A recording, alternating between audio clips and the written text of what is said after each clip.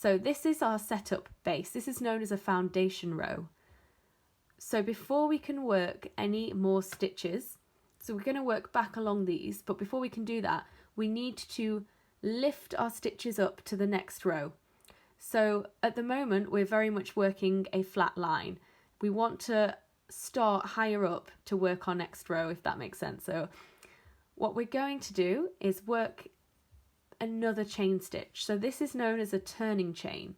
So the number of turning chains you work is going to depend on the stitch pattern that you're working in. So I'm going to work in double crochet. Now that's UK terms.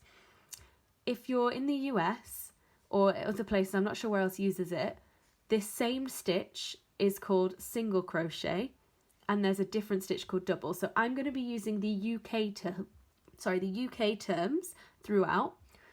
So we've got our extra chain stitch, which is our turning chain. So we're going to work into the next chain. So if I bring that up close, this chain here is the turning chain. We're going to insert our hook into the 10th chain that we made. So it's the second one from the hook and it's the 10th from the beginning. Then scoop the yarn around the hook, pull it through that chain stitch. So we now have 2 loops on the hook, and then we're going to scoop the yarn around again. This time I'm going to pull it through both of those loops, and that is our first stitch. So this is a double crochet stitch in UK terms and single crochet in US.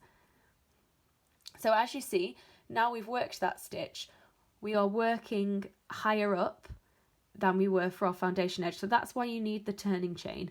So when you're working in double crochet UK or single crochet US, you want a 1 stitch turning chain. Now this turning chain doesn't count as a stitch. It's a very flat bit of yarn. It's not really sticking out or showing. It's just there. It's kind of invisible. So when you're working in double crochet UK, the turning chain doesn't count as a stitch.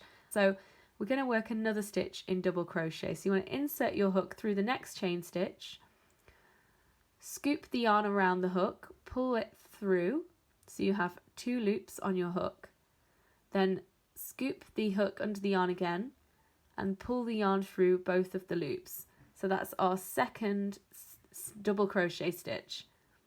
So we go into the next one, do the same. So pull 1 loop through, so you have 2 loops on the hook, then pull 2 loops through. So don't worry if you got a bit confused by that turning chain thing. I will do it again on the next row. So it only happens at the beginning of the row. We don't do it anywhere else. So you want to insert the hook through the stitch, then go under the yarn and scoop it through.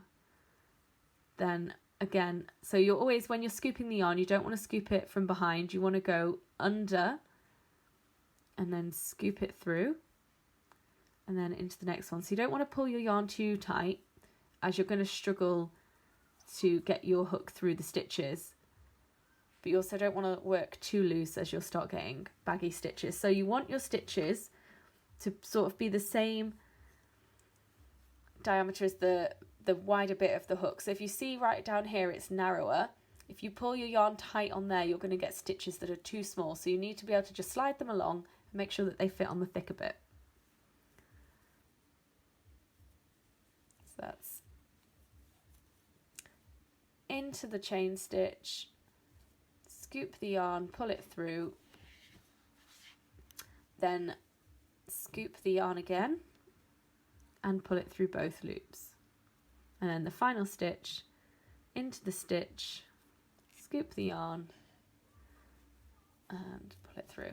Okay, so we've worked our first row in double crochet.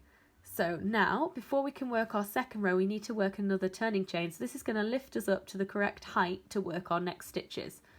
So we're just going to make a chain stitch the same way we did for the foundation edge. So you just want to scoop the yarn and pull it through. Then you can turn your piece over and work back over these stitches.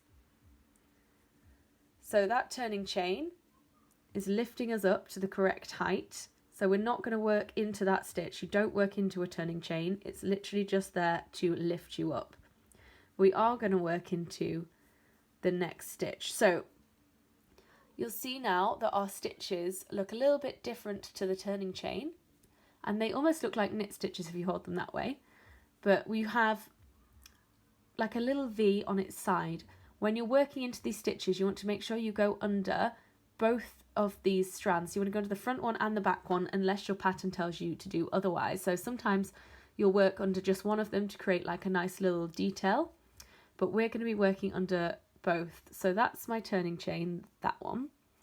This is my first stitch, so I need to go under both strands, then scoop the yarn and pull it through, then scoop the yarn again and pull it through both loops. So that's one stitch worked. So for the second one, I'm going to try and do that nice and close so you can see. We're going under both the front and the back strand, then scoop the yarn, pull it through, then scoop the yarn again and pull it through again. So we're just going to do this a few more times along this row. So it's under both, pull it through, scoop the yarn. There you go. So it's under both, scoop the yarn, scoop the yarn again, and there you go. So it's like a little two-step process, which is why it's known as double crochet, because it's like a two-step action. So you pull the yarn through once, gives you 2 loops, and you pull the yarn through both of those loops.